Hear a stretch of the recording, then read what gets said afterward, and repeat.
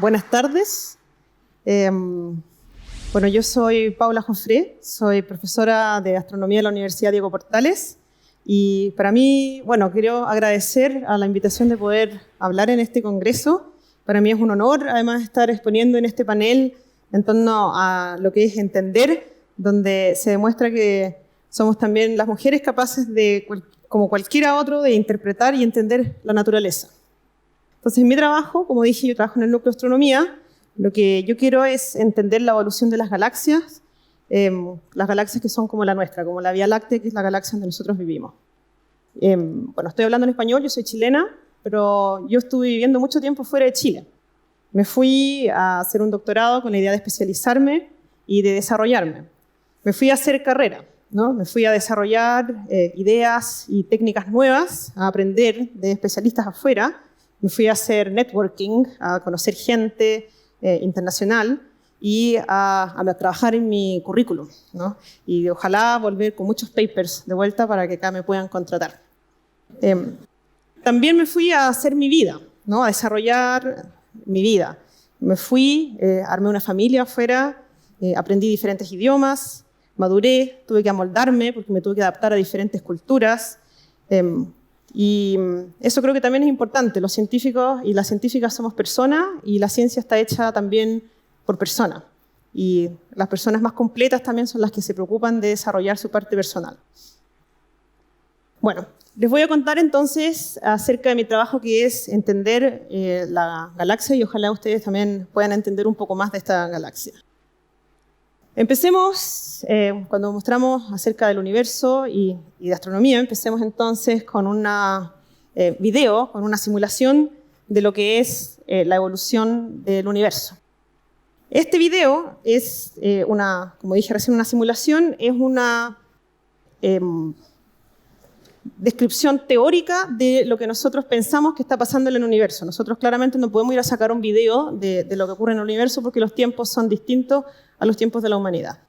Esta simulación teórica lo que hace es un computador, está tratando de resolver diferentes ecuaciones que están juntas y que tratan de describir en el tiempo y en el espacio cómo son que viven y interactúan las galaxias. Este es un video que fue recomendado por un colega que vive y que trabaja en La Serena. En el tiempo está escrito arriba con T, al lado es una unidad de tiempo Z, que quiere decir redshift, que es una medida de tiempo en astronomía donde el 0 es el presente y hacia el pasado aumentan los números. Entonces, en este video empieza con una nube donde existe materia, y esa materia está dominada sobre todo por la materia oscura, que es una materia que nosotros no podemos ver y que tampoco entendemos muy bien, pero sabemos que domina la materia en el universo. Y esa materia oscura está relacionada y está interactuando de alguna forma y está unida por estos lazos. Y en esos lazos hay unos nodos, a donde en esos nodos adentro hay más concentración de materia, a donde hay más densidad de gas por un lado y también donde empiezan a vivir las estrellas. Entonces, si uno ahora empieza a mirar las estrellas, se puede fijar cómo esas estrellas empiezan a girar en torno a un centro y ese centro donde hay más estrellas, y si no, hay un disco a donde están viviendo también las estrellas y rotando en torno a ese centro. Pero si se fijan, esta galaxia también interactúa con otras galaxias y esas galaxias se caen hacia el centro y así es como entonces esta galaxia empieza a crecer. Y la galaxia y las estrellas también viven en este gas que tiene una metalicidad. Esa metalicidad es en el fondo para nosotros la composición química. Se pueden fijar también, hay un patrón con forma de espiral, al igual que el movimiento de las estrellas. O sea, esa metalicidad tampoco es homogénea, sino que también tiene un cierto nivel de estructura. Estas simulaciones son fundamentales porque describen, como decía antes, la teoría de lo que nosotros pensamos que está ocurriendo en la evolución del universo. Y esas simulaciones son tan importantes como las observaciones para que nosotros avancemos en el desarrollo de la astronomía. Esas simulaciones las hacen computadores, no un laptop cualquiera, sino que son computadores muy grandes porque son ecuaciones también muy complejas las que hay que resolver, y de esas ecuaciones se hacen muchas en el extranjero, nada acá en Chile. Acá en Chile lo que tenemos son telescopios donde nosotros podemos tener acceso a observaciones que son únicas. Yo trabajo en el área de las observaciones y la idea es entonces ver cuáles son las imágenes que nosotros podemos tener del cielo que puedan servirnos para que nosotros podamos entender mejor qué es lo que está bien y mal en estas diferentes simulaciones. Yo en particular estudio las estrellas del cielo, porque las estrellas del cielo son una imagen actual de una galaxia que es la nuestra, que es una galaxia espiral, como las que les mostré en esta simulación. Entonces, finalmente es una visión del presente de una galaxia como esa que estaba ahí, mirada desde adentro. Entonces, ¿cómo son esas observaciones de estrellas? ¿Qué información nos pueden dar esas observaciones que nos pueden ayudar a entender la evolución de las galaxias en ese contexto? Esta simulación las hacen sobre todo lideradas en el Max Planck, que es donde yo hice mi tesis de doctorado. Entonces, ya habiendo mirado y haber sido entendido más de cómo funcionan esas simulaciones, yo hice mi doctorado tratando de usar datos que pudiesen servir para entender mejor qué se podía mejorar en estas simulaciones. Uno de los temas importantes en ese momento eran las incertidumbres de los datos. No es llegar y tomar unos datos y estas son las características de las estrellas, hay incertidumbres asociadas. Así que cuando fui a trabajar en Burdeos, estuve trabajando en las incertidumbres de estos datos y haciendo catálogos de referencia. Mis catálogos de referencia se transformaron en unos catálogos bastante famosos, por lo tanto mi nombre empezó a tomar reconocimiento en mi comunidad y así fue como yo después pude irme a Cambridge, a mi segundo postdoctorado, a trabajar en un proyecto que generaba estos catálogos. Catálogos por lo pronto con estrellas tomadas desde acá de Chile, pero todo liderado desde Cambridge. En ese momento, entonces, mi carrera iba apuntando hacia adelante. Yo estaba sacando papers, estaba desarrollando mi línea de investigación. Ahora, cuando llegué a Cambridge, pasó algo. Cambridge es muy famoso, como mucha gente estará de acuerdo conmigo, pero porque por un lado es un lugar donde se genera mucha investigación, hay mucha productividad. Pero Cambridge también tiene una cosa bien especial, tiene los college, que es una cosa que acá a nosotros nos cuesta entender y en muchos lados nos cuesta entender. Una amiga mía me recomendó que me metiera a un college. Yo postulé a King's, donde me aceptaron. Y me aceptaron. ¿A qué me aceptan en un college? Si yo no daba clases, yo era postdoc, yo no era estudiante, tampoco podía vivir ahí. ¿Qué me daban? Me permitían ir a comer. Y yo, bueno, puedo ir a comer ahí con la gente, con los distintos profesores que también iban a comer a estos lugares. Y por favor, si va a comer, ponte un gown, estos de Harry Potter, porque si no, no puedes entrar. Entonces me tuve que comprar un gown para poder ir a comer con todas estas personas. Yo tenía mi familia, entonces ir a comer para mí era como un poco una pérdida de tiempo, porque decía, eso no me trae mi paper, no me trae tampoco plata, o sea, ir a comer. Bueno, empecé a ir a comer con esta gente y conocí ahí a un biólogo. Y en estas comidas son muy interesantes porque al mezclar diferentes disciplinas, al sentarse, disfrutar de una buena cena, después que se pueden alargar con uno que otro vaso de vino, con un té, con un café, con distintas galletas, quesos, lo que sea, uno se empieza a relajar y empieza a discutir de todo tipo de temas. Y uno empieza a pensar cualquier tipo de problema que en ese minuto esté en la cabeza, que sean de los más inútiles a los más útiles, no importa. Y yo conocí a este biólogo y nos pusimos a conversar de evolución. Yo trabajo, como ya les conté, en la evolución de la galaxia, en tratar de entender cuáles son los procesos evolutivos que lograron armar una galaxia como la nuestra. Y él trabajaba y trabaja todavía en la evolución de la raza humana. Cuando uno entonces se pone a hablar de evolución, lo primero que a la mayoría de la gente se le viene a la cabeza no es una simulación como que las que yo les mostré. Lo más probable es que cuando uno habla de evolución, lo que uno hace es relacionar evolución con un árbol genealógico, con Darwin, ¿no? Este es el primer árbol genealógico que hizo Darwin. Eso es lo que a la gente se le viene a la cabeza cuando uno habla de evolución. Y eso es lo que también Rob, biólogo, me dijo. Los árboles evolutivos son la herramienta fundamental para estudiar evolución. Y a mí, yo me puse a pensar, eso yo no lo había visto nunca en mi campo, no había visto árboles evolutivos en mi campo. Entonces fui donde él y le dije, yo quiero hacer un árbol evolutivo con estrellas. Quiero estudiar la evolución química de la galaxia con un árbol evolutivo. Nos pusimos entonces a conversar cuáles eran los principios básicos de la teoría de evolución que también nosotros podríamos aplicar en los principios básicos de la evolución química de la galaxia. Y vienen dos puntos importantes. Todo tiene un origen en común y que la información evolutiva pasa de una generación a la siguiente a través de un principio de herencia. Todo tiene un origen en común, el Big Bang. Yes, se puede. Segundo, ¿qué se transmite de una generación a la siguiente? ¿Qué se transmite en las estrellas? Yo estudio estrellas, entonces, ¿cuál es la información evolutiva que las estrellas están acarreando cuando viven? Para eso tenemos que volver entonces a cómo nacen las estrellas.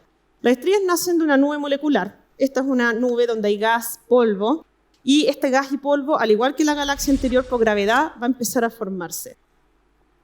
Cuando se forman estrellas, entonces, estas estrellas comparten la composición química de esta nube a donde estas estrellas se formaron. La única diferencia es su tamaño. Hay estrellas más grandes y estrellas más chicas. Las más grandes, por sentir más gravedad, se van a presionar más, van a sentir más calor y van a empezar entonces a quemar más y empezar a fusionar más su composición, sus distintos átomos para formar elementos químicos pesados. Y rápidamente esas estrellas explotan y mueren. Ahora, ¿qué pasa con esa explosión? Ese material se entrega a la nube molecular de vuelta y aparece una nueva generación de estrellas. Esa nueva generación es diferente a la anterior. También van a haber estrellas más grandes y más chicas, pero tiene una composición química que heredaron de la generación anterior. Ahora, si se fijan, hay una estrella blanca ahí que no ha hecho nada. Esa es una estrella chica, que en el fondo hace lo mismo que la grande, con una diferencia que lo hace en un tiempo de escala mucho más grande. Entonces, lo hace, de hecho, en un tiempo de escala tan grande que para temas de tiempos del universo, estas estrellas están ahí eternamente brillando, lentamente quemando sus elementos químicos, produciendo elementos químicos un poquito más pesados, pero nunca van a lograr explotar ni crear tantos elementos químicos como las mayores, porque no sienten el peso que va a apretar tanto sus átomos para que eso ocurra. Ahora, lo importante es que las estrellas que nosotros miramos en el cielo, entonces, son esas estrellas pequeñas. Y cada una de esas estrellas, entonces, está guardando la información química de la nube a donde esa estrella se formó. Y estrellas explotan en el universo. Este es otro video que muestra cómo durante los últimos 120 años nosotros hemos sido capaces de grabar ese cambio de luz que corresponde a distintas supernovas en el universo. Ustedes se pueden fijar, imagínense que cada una de supernovas lo que está haciendo es entregar material químico para que se forme una nueva generación de estrellas. Así es como la evolución ocurre, así es como empieza entonces a haber una diversificación de estrellas en el universo gracias a estas supernovas. Eso entonces permite generar un árbol.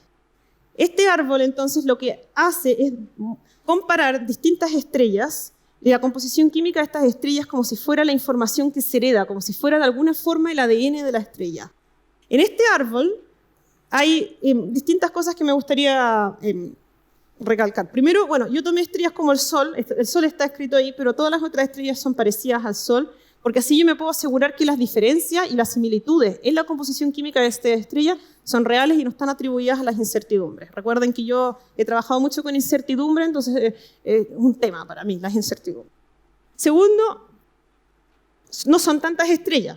Nosotros cuando miramos el cielo miramos muchas estrellas y estamos en un congreso del futuro donde hablamos mucho de la tecnología. La tecnología a nosotros en astronomía también nos ha permitido observar muchas estrellas. Yo tenía 1 millón de estrellas, yo quería hacer un árbol con 1 millón de estrellas. Y fue mi colega biólogo que me dijo, no, hazlo a mano. Entonces, a mano no lo podía hacer con 1 millón, tuve que elegir menos estrellas. Así que elegí 20, eso me daba la posibilidad de hacerlo a mano. Si bien yo lo quería hacer con todas estas herramientas modernas que hay, las herramientas modernas que hay yo no las podría haber interpretado los resultados si no entendía la base. Y la base, como esto es primera vez que se hace, tenía que poder hacerlo de la forma más simple, al igual que Darwin, a mano. Bueno, este no está hecho a mano, este está hecho por un computador y después editado por una diseñadora. Pero bueno, lo tercero es que uno puede ver que las ramas tienen distintos colores.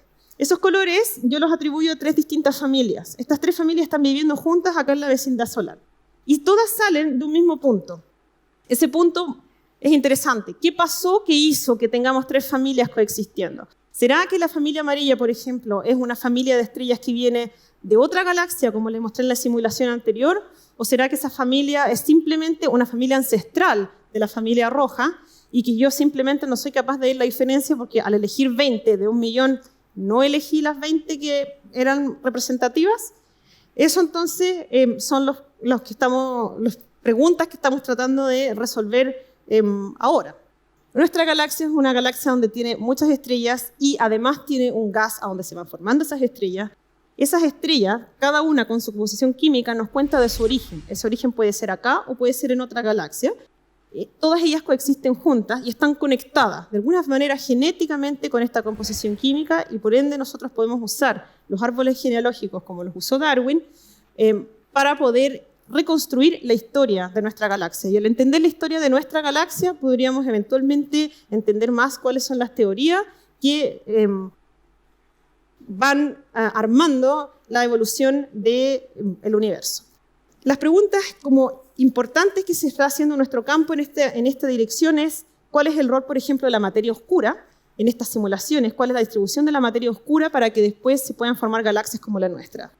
También las incertidumbres, como les decía antes. ¿Podemos medir esas diferencias o no? O sea, ¿son esas diferencias reales o no? ¿Qué tanto tenemos que mejorar nuestro conocimiento acerca de cada estrella para que podamos medir la composición química de una forma más precisa? Esas son el tipo de preguntas que me estoy haciendo yo junto con mis colegas en el día a día. Y para poder yo responder o para poder yo contribuir a responder esas preguntas, necesito varios puntos que me gustaría también discutir. Son 3 puntos fundamentales. Me encantaría tener ese Cambridge, ese King's acá en Chile, porque ya me cuesta un poco ir toda la semana a cenar en King's. Tengo que buscar una forma de poder tener eso acá en Chile, que es donde vivo ahora. Quiero un ambiente donde yo me sienta estimulada por discusiones científicas o no de científicas, pero que haya algo que vibre. Y para eso creo que es fundamental, 1, la atracción de talentos. Tenemos que facilitar la burocracia que hay en torno a la inmigración. Es una vergüenza. Nosotros tenemos mucha gente extranjera trabajando con nosotros y estamos parados constantemente en la burocracia, perdiendo tiempo en eso y no resolviendo las preguntas que nos interesan. Eso tiene que mejorar si queremos que sea un ambiente que sea atractivo, traer todos los talentos del mundo que quieran venir acá. Segundo, cambiar también la mentalidad racista que tenemos acá en Chile. O sea, un inmigrante es lo mismo que un extranjero. Yo he escuchado tantas veces esa diferencia y esa diferencia no veo por dónde puede ser distinta. Inmigrante es lo mismo que extranjero. Entonces tenemos que ser más abiertos a la inmigración para que podamos atraer también esos talentos escondidos.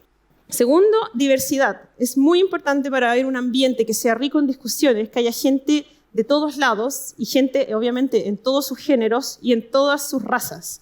Eso es muy importante.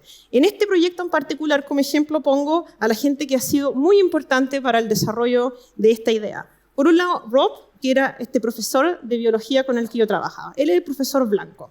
Él sabía, tenía sus contactos y fue fundamental trabajar con él y sigue siendo fundamental trabajar con él porque la discusión con él es simplemente tan interesante. Pero además está Payal Das, una muy amiga mía que cuando tenía 4 años sus padres migraron de India a Inglaterra para darle un distinto futuro a sus hijos. Ella, en su adquirida identidad británica, fue la que me recomendó a que yo me metiera a King's, entre otras de las cosas que tomó mucha influencia en mi carrera y con la que he ayudado. También está Keith Hawkins, fue mi primer estudiante de doctorado. Lo menciono por 2 motivos. Primero, él es afroamericano, ya en sí una rareza y minoría, pero también eso me dio mi confianza de que mis ideas eran importantes y se podían seguir porque él ahora también aprendió de mí y ahora está también despegando en su carrera. Y finalmente mencionar a mis 2 estudiantes con las que estoy trabajando ahora, o 3 en verdad, todas mujeres, Daniele, Holly y Francisca, que son 3 mujeres muy motivadas, con ganas de venirse a Chile, con ganas de estar acá a pesar de todo y trabajar conmigo en este tema. Y termino con una reflexión, ya que estoy en Chile, soy chilena y estamos en esto, con esta imagen. Los estallidos ocurren cuando se pierde el equilibrio. Al igual que una supernova, cuando hay una explosión, hay información que se hereda. Y después de esa heredación hay evolución. Entonces la pregunta demuestra, ¿qué Chile queremos nosotros que hereden nuestros hijos con este estallido?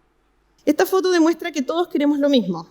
Es simplemente buscar una forma en común para llegar a eso. Y como dijo también una de las charlistas antes, Mary Robinson, yo creo que es importante no perder nunca la esperanza de que esto es una oportunidad y no es un problema. Muchas gracias.